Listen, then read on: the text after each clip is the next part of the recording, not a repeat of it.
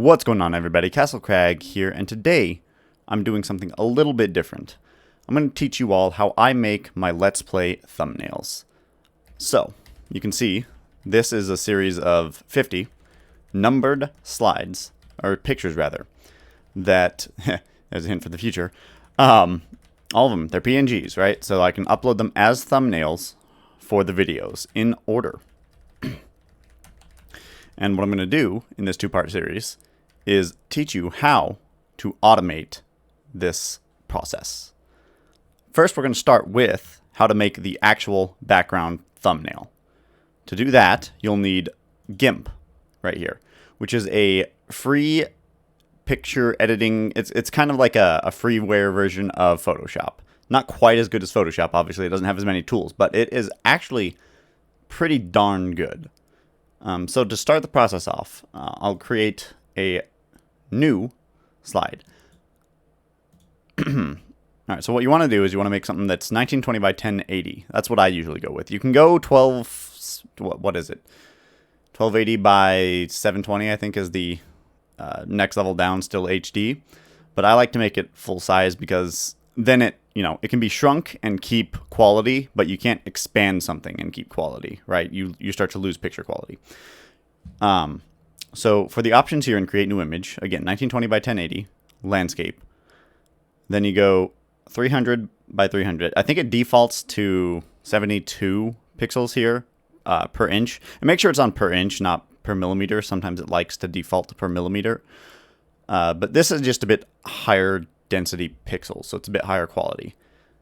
I don't think it makes much of a difference. It gets downgraded when it's actually displayed on the monitor, I believe, because these have, 86 pixels per inch? But it's just nice to keep it like this. So fill with, this isn't all that important. Right now it's filled with the background color, which, as you can see over here on the left, is this reddish color that I copied. It's going to default to white here. So we'll just make that white. It would default to white normally. And you'd have these right here. You can change this to either white, transparent, pattern, foreground color. I'm going to go ahead and do foreground color because I want the background to be black anyway. But in any general image that I'm making, it's going to be transparent. But just keep that in note. That's in advanced options here. Got to set that. This all looks good, so we'll go ahead and create this new image. So much like Photoshop, this works with layers, and just to keep this background layer from changing, moving, being modified, I'm going to go ahead and lock it. No, hold on. Not right there. These are the locks. This is link. I'm just going to lock it completely so it won't change.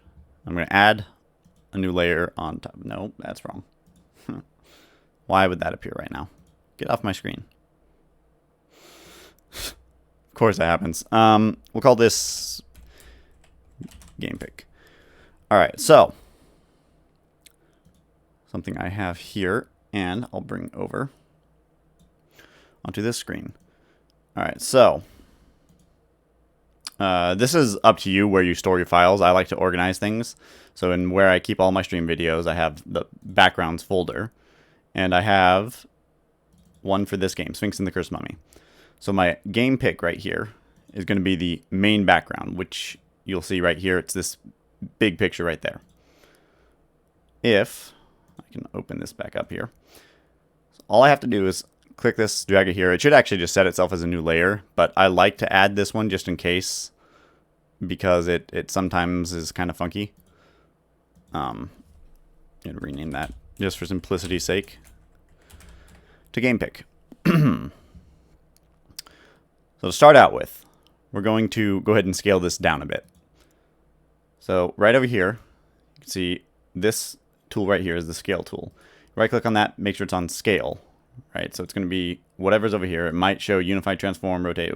Show any of these, click scale. You could also come up to tools, transform tools, and then scale if you can't find that scale tool. And it'll bring up this menu. So right here, this means it's locked. So the aspect ratio is going to be locked. If I move it, it's not going to change at a different rate. Like the pixel, it'll keep the same aspect ratio. Go ahead and reset that. I'm going to unlock this, and we're going to assume this was supposed to be 1920, not 1919. And just for the sake of simplicity, go ahead and do that. Click scale. And now it's 1920. Oh, okay. Because it decided to do that for some reason. 20 by 1080. Come on. Whatever. It likes to do this. Just assume that it's 1920 by 1080. Just bear with me on that. So I'm going to go ahead and shrink this down to, in this case, I want there to be 20 pixels on each side of the image. So I'm going to go 40 to shrink it, right? I'm going to shrink it by 40 because that'll be 20 on each side. So 1920, 20 minus 40, 1880. And over here, down to 1040. That way there's 20 on each side. As for the positioning of this thing, it's kind of hard to get it centered just by, eye. So what you can do, right-click this movement tool, click alignment, relative to active layer, right? So right now our active layer is this game pick layer, so it'll do nothing. However, since we have this selected, right, just click on it, make sure you got the little squares in the corner. Click on the background layer. Now this is the active layer, but we still have game pick selected. If I just click align to center and center, centers the image. Up and down. Make sure you do vertical and horizontal. Well, I guess that'd be horizontal and then vertical, but whatever. You get the picture. Then you can right click here and click move again. All right, and for now, I'll go ahead and everything is deselected. So this is centered in the image right now. This is what we have so far, and it's very much the same as what I have right here. It's zoomed out here, but so now we're just missing this title and my specific mountain background, which is where I like to put the number so that it's easy to see against the background. Because if I didn't have this here and the number was just kind of floating there, it can kind of be difficult to see against some backgrounds. And besides, it helps personalize my channel. I mean, I am Castle Crag, right? So mountains makes sense. Next, we'll bring in the title, which I got from Google right here. So you can, for almost any game, you can search just on Google the logo of the game, or you can type in logo or PNG. Usually you'll find the logo against a transparent background. Try and find the biggest one you can. In this case, this was 1200 by 674. And that's good enough for my purposes. So I can go ahead and close out of that now. I downloaded that already, but if you haven't, do so. And that is sitting right here. So I'm going to go ahead and drag that into the image. Should just ignore all this. Let's just click convert. It's just a thing. And right here you can see this is here against this. There's no background because it was a transparent background. If it doesn't have a transparent background, you can go, separate it. You can pull this into here. Let's just go ahead and find one that doesn't have a separated background real quick. There was one right here against, well, nope, that's not it. This one? All right, this one. Just for, no, that's not what I want. So I'll save this image in here as temp logo. So what I can do for this is file, open, and then I open this temp logo as its own thing. So it'll open right here, right? And I can go to this little magic wand tool, fuzzy select tool, click right here. It's going to try and kind of pick everything that isn't the white background. I can also go select by color, which might actually be better here. I'll click that. And that's going to pull out everything that isn't white as best it can. Copy that, and then over here, this time I will paste that into a new layer. Just call this temp. If you can't tell, I have a programming background. And idiot. Hold on a second. So what I forgot to mention, you have to, so you select white, and then you want to invert selection, which in this case is Control I. So invert selection. Copy that, and then you can bring that over to the image here in this new layer.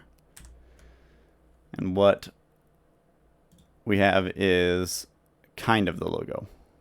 If I deselect everything, oh, to new layer, blah blah. Okay. All right, so it's not ideal in this case. It works a lot better with images that don't have flare around them, and it'll usually work. You can mess with it a bit more if you want. In this case, I just happened to find one that didn't have that, and if you can at all find a transparent one, go for it. That'll be much better. Anyways, to move on, I'm going to move this up. I like to put the name in the top left and the mountains in the bottom left. It's not going to get blocked by anything that YouTube puts onto the videos as an overlay. They like to put their the length of the video down here at the bottom right, so you don't want anything here. And sometimes I think the top right is taken by different icons on the video, but the left side is usually clear. So we come back, nope, can get rid of that, discard changes, don't care about that. Let's go ahead and scale this thing down. Make sure you're on the correct layer here. So I have the logos layer selected. I'm going to scale this down a bit. We'll probably change it a bit later. Make sure it's locked, because I want the aspect ratio to stay the same. Right now, at least. I can scale that down. And if you click this middle part, you can still move things around, instead of having to click to the move tool and then scale again in the move tool. So we'll put this over here for now. I'll move it later and scale it again later, but that's good enough for now. Go ahead and get out of that. All right, so for the next layer, I'm going to go ahead and I have this as a saved image because it's, my background. So I've created this, just painted it here myself. I'm going to copy that and go ahead and paste it in. And then, so when you paste something in, it becomes a kind of a floating layer by itself. I can't click into another layer without either anchoring this one or setting it to a new layer. Actually, I think if I just click that, yep. So you just click down here on this new layer button, and this will become its own layer. You can also right click it, and where it says this, it says to new layer. Let's go ahead and move this over here right now, and obviously this is much too big for this image, so once again we will scale this down. Make sure it's locked and shrink it. Get over here. This is a bit thin, I think, so I'm going to unlock it at this point and widen it out a little bit. And now we're going to set things into their correct places. So to do that, I like to line these up. I think it looks... Oop, that's not what I want. I want the move tool. I like to line these two things up kind of with each other. So you can take a guideline here, set it out. Let's put it at an even 50. Hold on. You can see on the bottom over here, right, when I'm on the screen, you can track the position of the cursor by pixel. So if I click this line again, I can move it. And I want to set it to, the first number is the horizontal position, and the second number is the vertical position. So if I set that horizontal position to 50, nope, dang it. It can be kind of hard. I have a nice little clutch type function on my mouse, so I can slow down the speed that it moves at, but I can also just shrink the DPI if I want. But I can press that clutch and it shrinks down to 800 right now, which is very useful for editing. Well, that just kind of lined up. It's close enough when you're kind of zoomed out, which you're going to be when you see a YouTube thumbnail, then you can just eyeball it. Another neat little trick, you did notice you can click and drag. If you click the middle mouse button and hold it, it allows you to drag around the screen so you can get different spots. I'm going to go ahead and line this thing up now over here as well. And just so that it's kind of square, I'm going to set a vertical one 50 away from the bottom, which is going to end up being at 1030 vertically. As you can see, this is 1080 right here. So if I set mine at 1030, come on, it's so close. Whatever, it's close enough right there.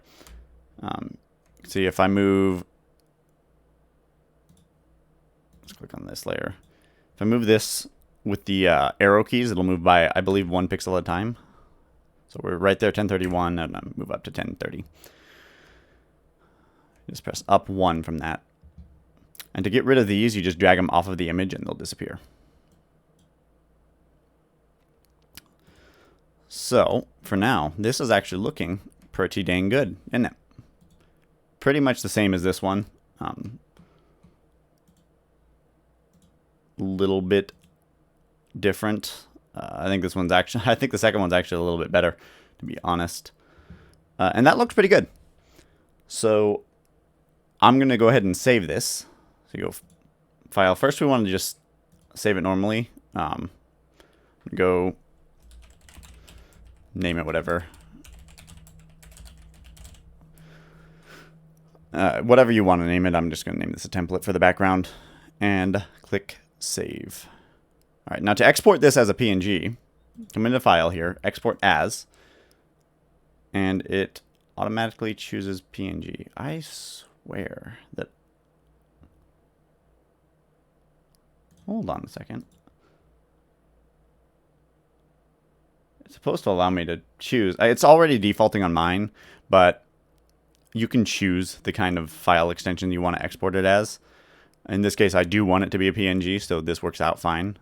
And I'm just going to keep the name since it's not going to conflict with anything that's already in here. It'll be the same name as this XCF file, but since it's a different file type and file extension, that counts as a different name. And it helps keep things simpler. I know exactly what this came from, which is this specific XCF GIF file. Not GIF, GIMP file, rather. So we hit export. It'll give me all of this. Don't change any of that. Just click export. It'll take a second. And there we go. Let's go ahead and pull this up now. And you can see right here, this is the XCF file, and this is our exported PNG. This is what it will look like in the slides. So that's going to be it for this video. In the next part, I will show you how to automate the numbering system with PowerPoint, which saves a lot of time. So you don't have to go and put in 0, 1, and then save that as its own PNG, and then 0, 2 and save it, and 0, 3. It makes it much easier to just automate it with PowerPoint. Stay tuned for that. Thank you for watching, and I will catch you in the next video. Stay tuned because it's going to be right after this. Bye-bye.